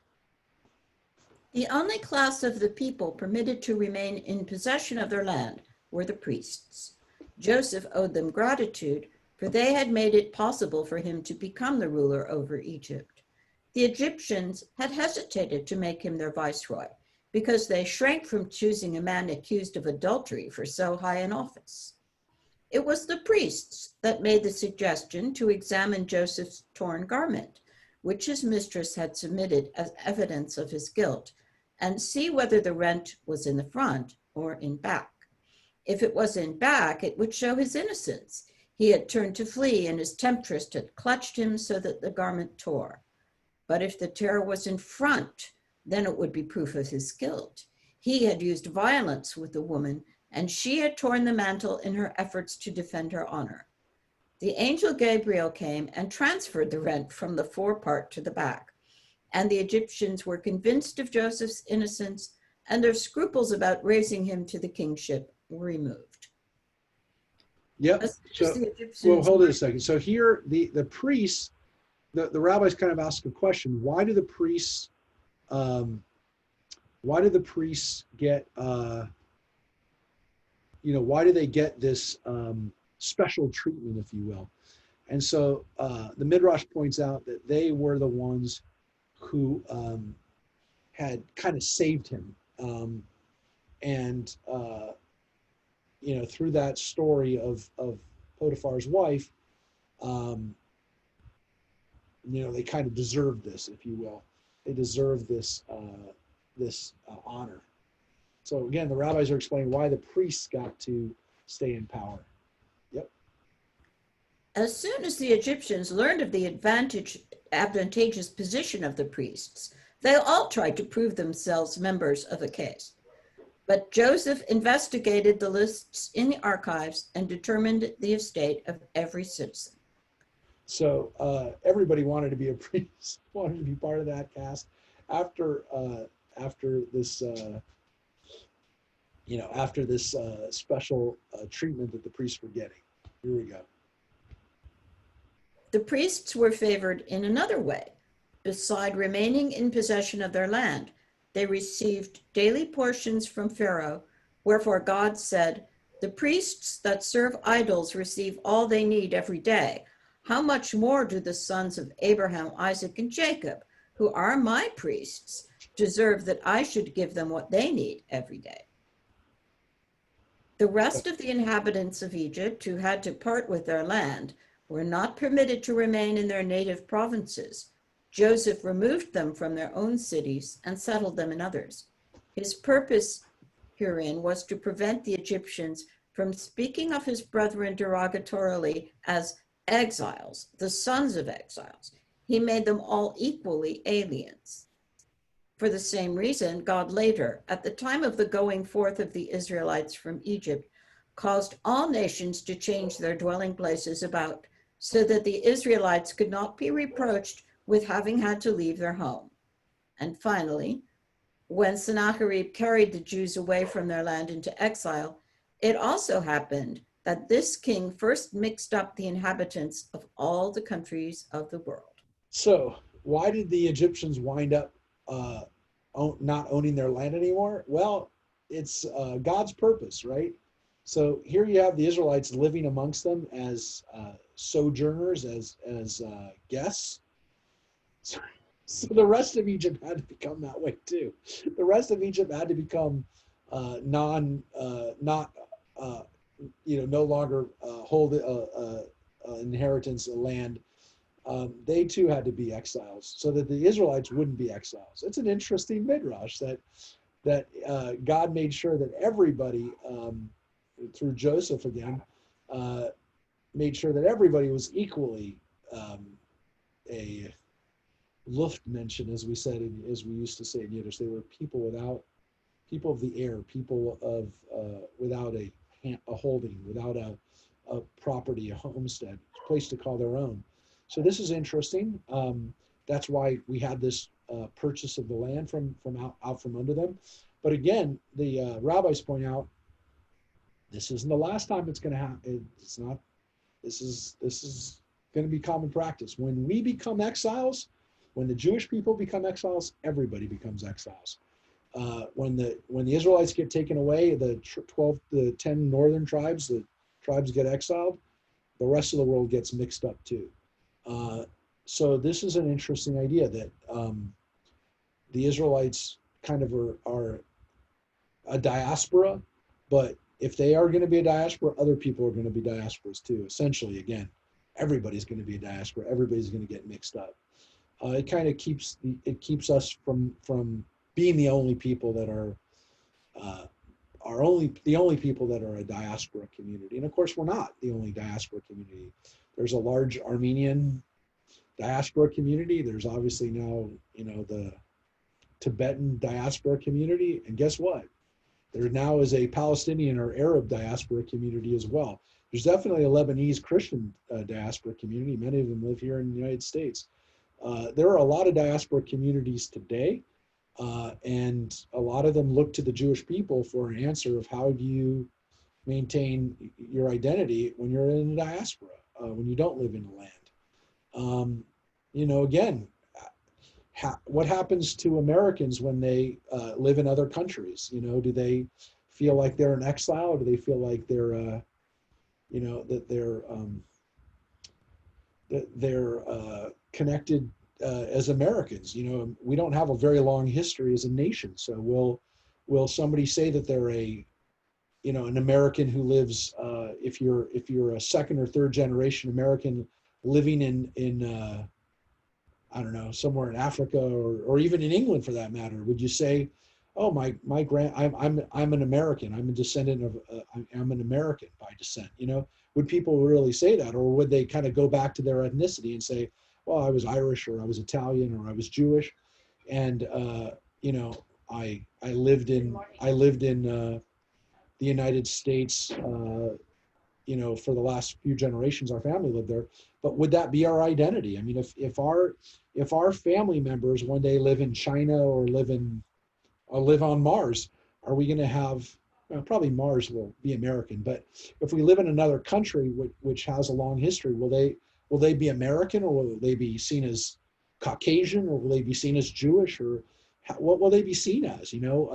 That's an interesting question, because America, again, doesn't have a very long history of having an identity, of having a national identity. So it'll be interesting to see what happens. But we are, we say that about my wife, who's British, but is she really British, or is she Ashkenazi Jew? Her family lived in England for a couple generations, but I don't know that she feels that she's British. I mean, she feels like she's British, but I don't know if my kids feel like they will. And I don't know if my grandkids would feel like they're British Or is it more just a Jewish, Eastern European Jewish identity? I don't know. Those questions are interesting ones about our identity and who we are. And the fact that we're getting more and more mixed up with what our identity is. So we're going to finish up. We actually get to read a little bit about Jacob's saying goodbye, if you will, and how Jacob does this. It is definitely a big part of the Torah. It is the last Torah portion in Genesis, the Parshat Vayechi, which is a very powerful and beautiful portion in a lot of ways. But it is a portion that is essentially Jacob and then Joseph, dying, and kind of what are their last words? What is, how do our ancestors, say goodbye? It is the last section. So I will tell you that's what we're getting to right now. So we were kind of moving into that Torah portion, Vayechi, which again is the last verses of chapter 47, and then going into the last few chapters of Genesis. So let's take a look at the story of Jacob's farewell. Jacob's last wish. In return for the 17 years that Jacob had devoted to the bringing up of Joseph, he was granted 17 years of sojourn with his favorite son in peace and happiness. The wicked experience sorrow after joy. The pious must suffer first, and then they are happy, for all's well that ends well, and God permits the pious to spend the last years of their lives in felicity. All right, well, we got to comment about that, right? So Jacob got to be Joseph's father in the land of Israel until he's 17. The rabbis point out, well, it's kind of ironic that Jacob dies at 147. He's 130 when he comes down, 17 years. He gets 17 years with Joseph at the beginning and 17 years at the end. And that he does get to live out the last years of his life in happiness.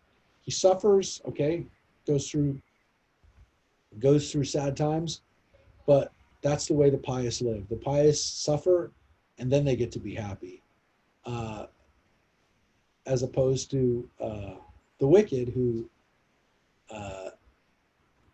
get to enjoy stuff first and then get it all taken away.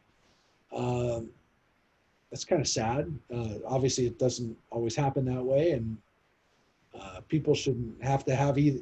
Should never have to live with the sorrows. But there's a recognition that if you get to live out your life after you've had the sorrow, that's maybe the way. If it has to be a way, that's the way it should be, and that Jacob got to live out that. He got to live out his life that way. He got to spend 17 years with his son. Now, again, it's not nice that he had a son that he loved more than the other sons, but he did, and the Midrash isn't going to argue with that, but it does tell us that he gets to live out his life with his whole family. Let's put it that way. That's a nice way of saying it. He gets his whole family back. Yep. When Jacob felt his end approach, he summoned Joseph to his bedside, and he told him all there was in his heart. He called for Joseph rather than one of his other sons, because he was the only one in a position to execute his wishes.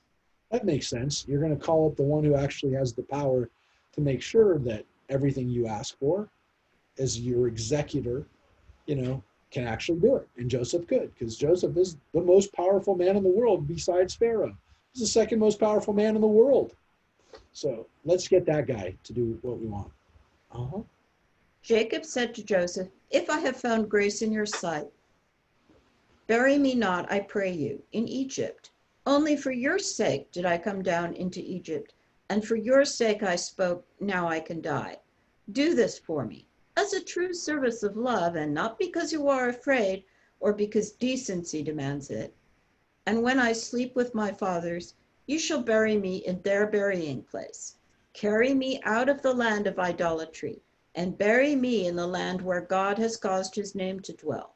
and put me to rest in the place in which 4 husbands and wives are to be buried, I, the last of them. Yeah. So, it's kind of a beautiful way of saying it. Do it for me. Not because you're afraid or, because it's the right thing to do or it looks like the right thing to do. Do it for me because you love me. Do it to me out of an act of love.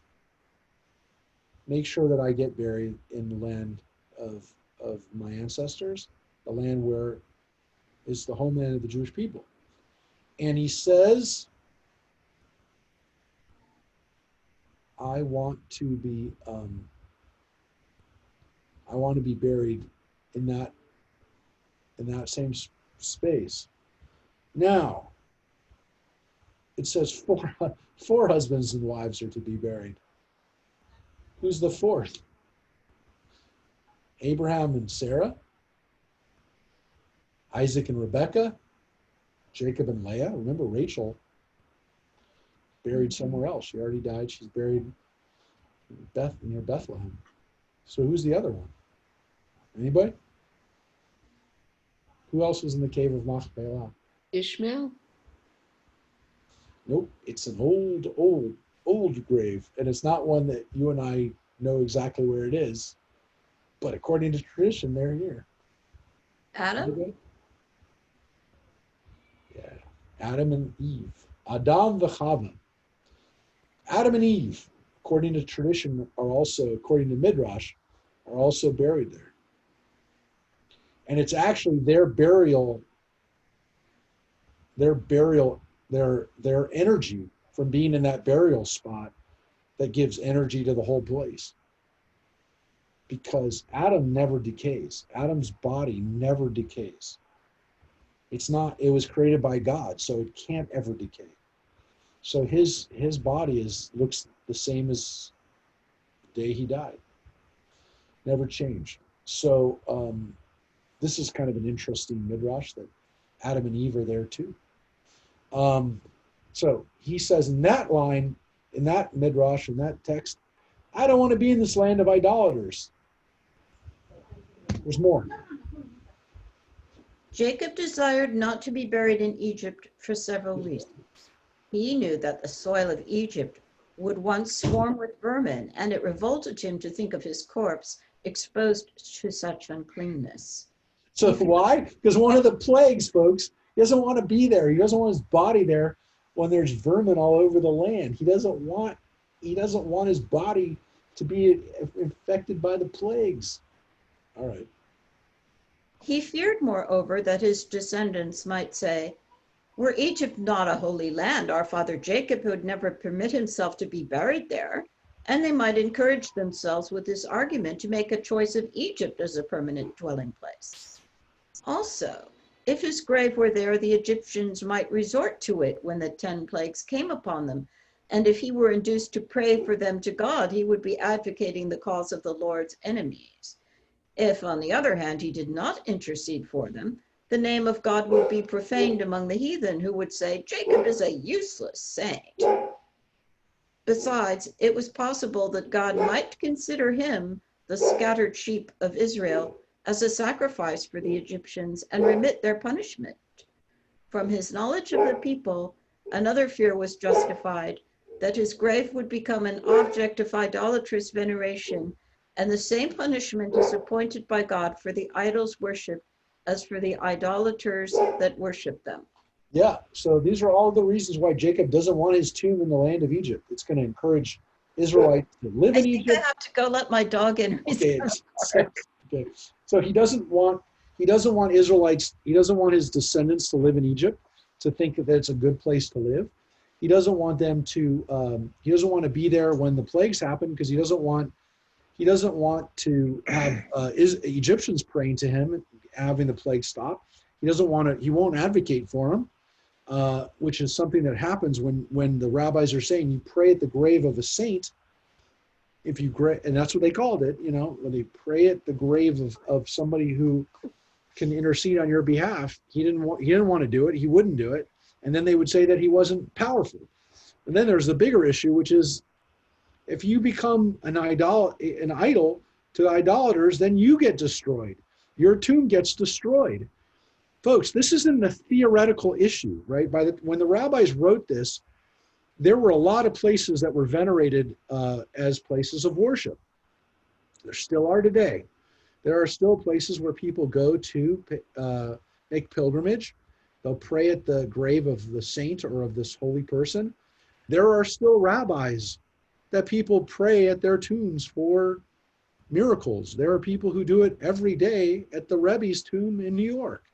There are people who pray every day, as we saw at Maimonides, Rambam's tomb in Tiberias. And we're not even sure he's buried there. There are people who pray at the graves of a lot of rabbis in Tiberias. There are people who pray every year at Reb Nachman's grave in Uman in Ukraine. There are people, and they spend thousands of dollars, millions of dollars every year to go to Uman during the time of Rosh Hashanah. And I don't know what they're going to do this year in Uman to worship at Reb Nachman Abratsov's grave there. It's a whole industry in Ukraine. They have Hasids from around the world that come there, and people who are not Hasidic who wanted to be part of that pilgrimage experience. Look, this idea of pilgrimage to graves is a big part of Jewish history. It is a big part of Christian history. It's a big part of Islamic history. And there were lots of cases, and there are still lots of cases, of Muslims who would go to Jewish people's graves and pray at their graves. And so they would go to those places and they would pray there. Look, the cave of Machpelah became a holy site, partly because obviously Abraham is the ancestor of Ishmael, but because the Jews had been praying at that grave for a long, long time. By the time of Muhammad, Hebron was already long established as a place where people would go on pilgrimage. And Muslims also go to Rachel's grave, and they went to Joseph's grave, and they went to Isaac's grave, even though they were not Israelites. They would go to the caves of the tombs of the patriarchs and pray there. And people would go to Daniel's. There's a few places that are supposedly Daniel's grave in Iran, in Iraq. There are places that are Jonah's grave, the prophet Jonah, right, who went to Nineveh. There's a place in Nineveh in modern day Mosul that was destroyed by ISIS because it was a Jewish grave, or a grave of our ancestor, and they destroyed it because they didn't want people worshiping at these graves. So these are not theoretical issues. These are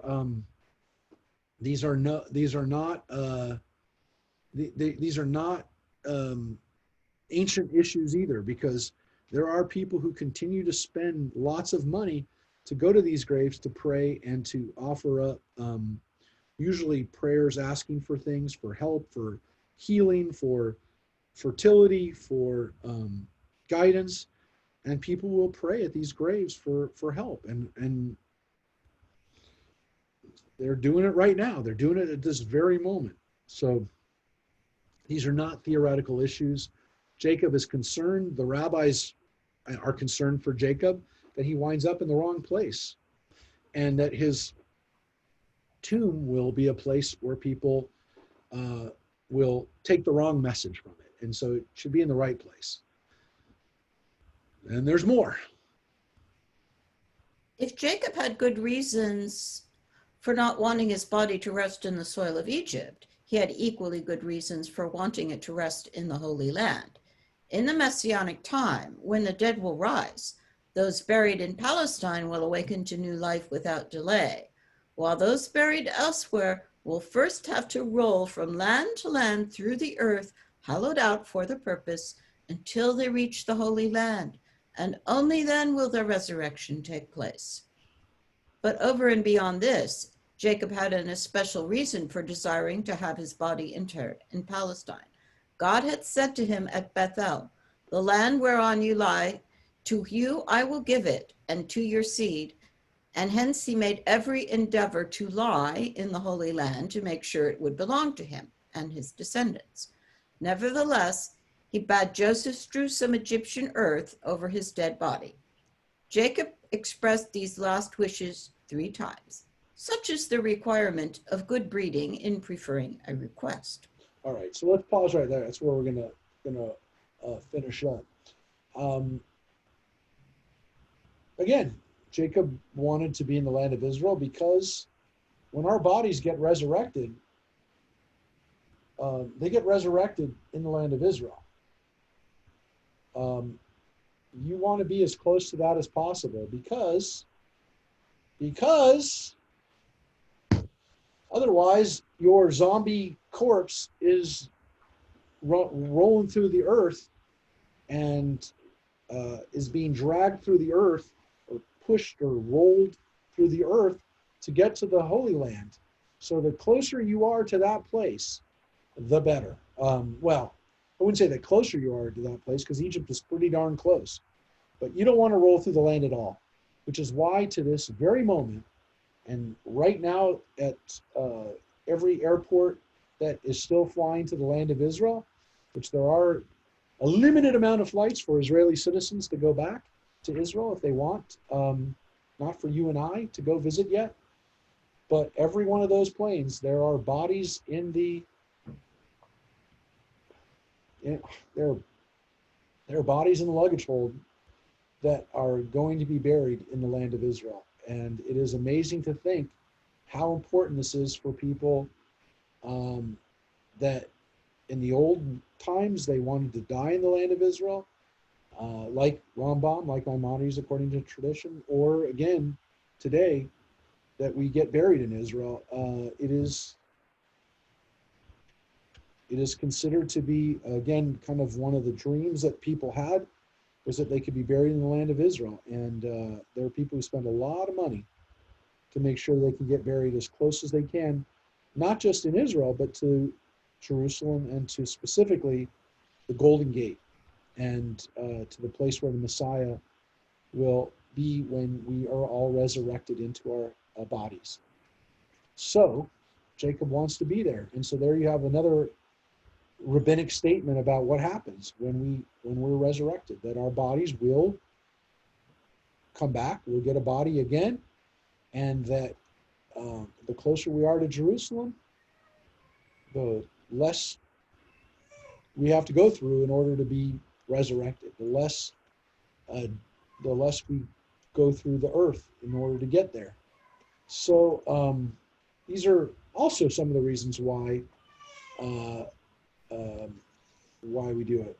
So Judith's question about what do Kohanim do about flying to Israel with dead bodies? The issue is they're going to be able to. Those bodies are. They know where they are, but they also know that they are not going to accidentally come in contact with the body. You're not supposed to be in a cemetery, Judith. As a Kohen, we know that.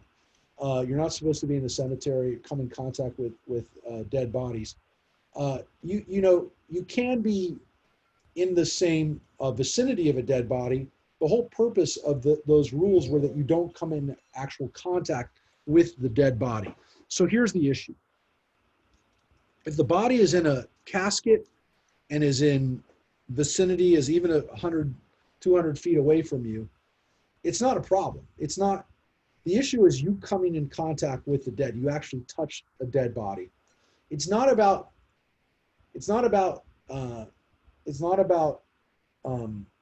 being close. I mean, obviously you're not. The closer you are to it, the more likelihood are that you're going to touch it. The reason that cemeteries were off limits, and I shouldn't say it in quotes, they were off limits to Kohanim, was because in the ancient world, I don't want to get graphic, but you could have bones and you could have dead bodies that are parts of a body that are not in a coffin. Since they didn't bury people in coffins, you come into contact with the dead just by walking over that earth. There could be body fragments in that earth. And so you couldn't go into the cemetery. I mean, honestly, today going into the cemetery is less of an issue because there are coffins and the bodies are. I actually shouldn't say that because obviously Rome and Eden just had a major settlement that they had to make a few years ago with the way they were treating dead bodies. But to prevent Kohanim from coming into contact with dead bodies. They were not supposed to go to a cemetery at all because the likelihood, the probability they were going to walk on a piece of bone was really high. And as a matter of fact, there were areas that were kind of thought to be places where there were cemeteries at one point, or where people knew there were dead bodies, that Kohanim were not allowed to walk through in the land of Israel, or in other places occasionally too, by the way, because they knew that there were dead bodies there. They knew that these were areas that had been cemeteries, were places of mass graves, where, again, like a place like Babi Yar, but maybe in ancient Israel or during Roman period, where they knew there were a lot of dead bodies. And those places were just off limits for Kohanim because they knew that their chances of them coming into contact with a fragment of a bone were very high. So, today it's less of an issue in that the bodies aren't just, you're not going to just come in contact with them on a plane. But, I've been on planes where people have died and they cordon off the area.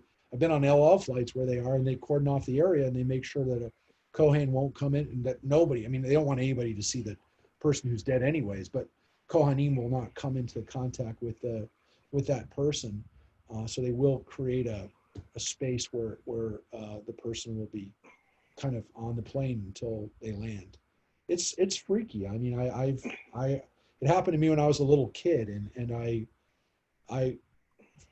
flying home on a plane with somebody who was dead I wasn't traumatized by it. I don't want to say I was traumatized, but I'll never forget it. I'll never forget the curtain, knowing that someone was behind that curtain. So, I didn't see it. I just saw the curtain. Oh. But it was never forgot it. Never forgot it. So,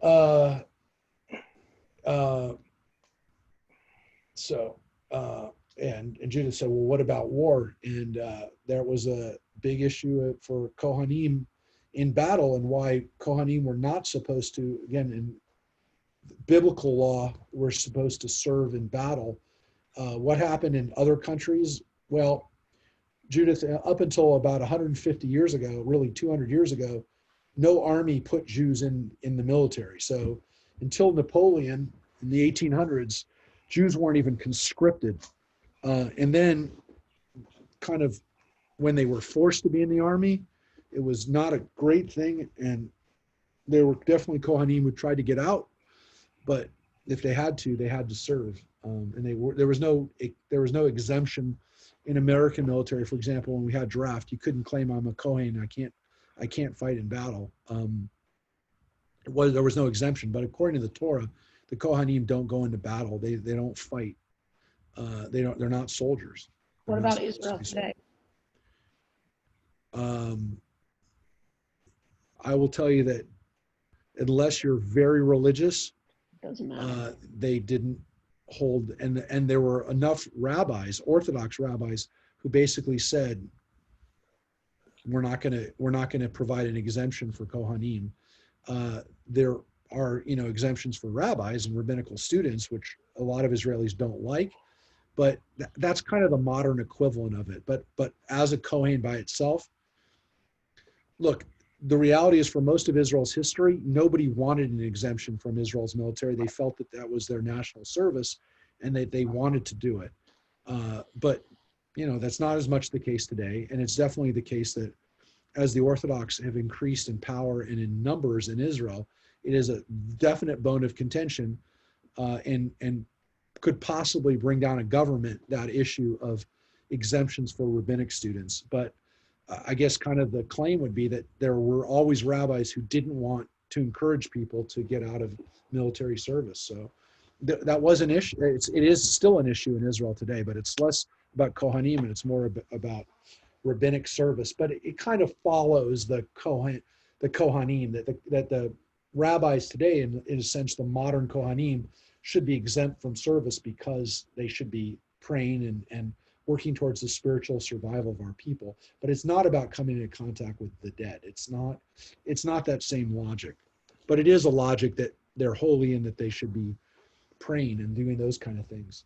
So on that note, we will wrap up. And when we come back, we will talk about Jacob. And as you can see, we're going to get him blessing his grandsons, and then again blessing his children, and what happens when he has a chance to say goodbye, which is the end of the book of Genesis.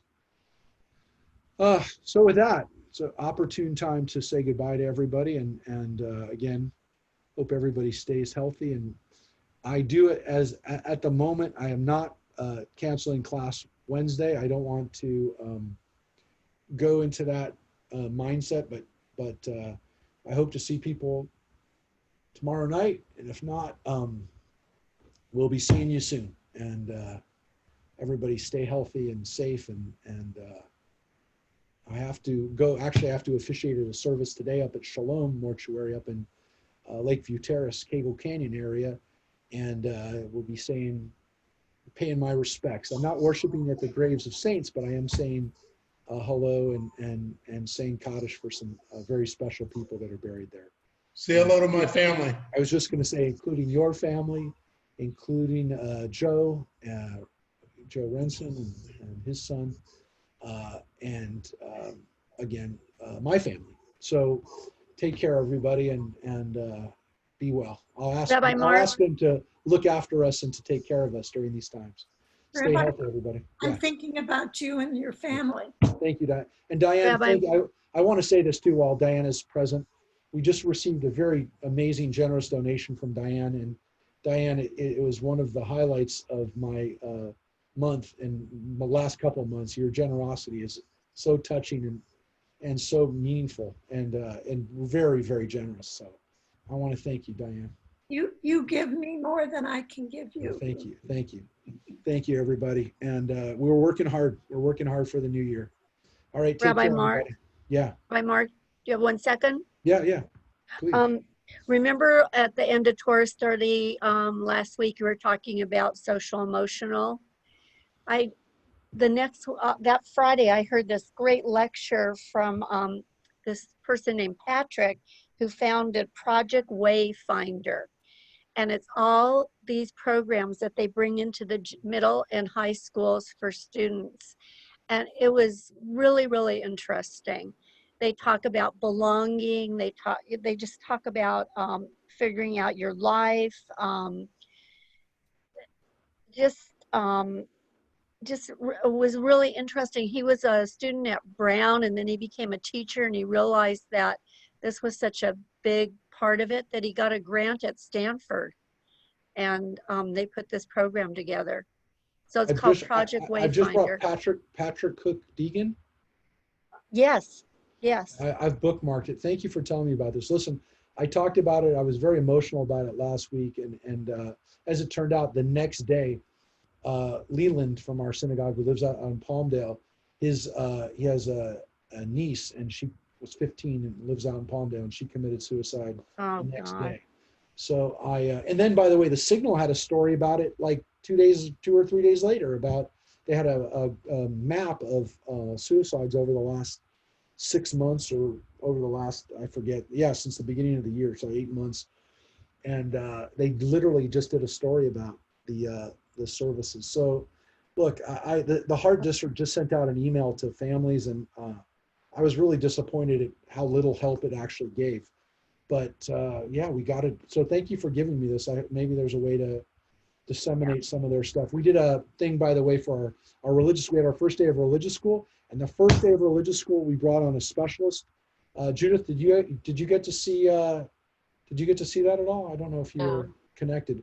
No, but Jen Twitchell brought on a specialist on how to help our kids during this time and helping them with their class, with their doing classes virtually, and just how to keep them in the right emotional framework. And so it was a really great session. It's actually up on our Facebook page. I think it's still there. I don't know. Actually, I should check that. But it was a really good session, and I was really, really, really pleased that we were able to give a little bit something, a little help for our kids right now. So thank you, Sandy, for telling me that.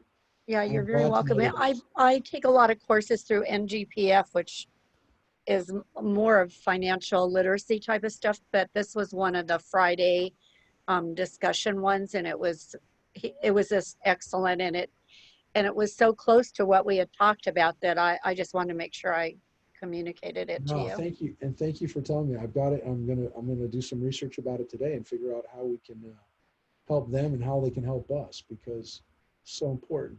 Thank you. You're welcome. All right, everybody. I'm thinking of you and your dad. Thanks.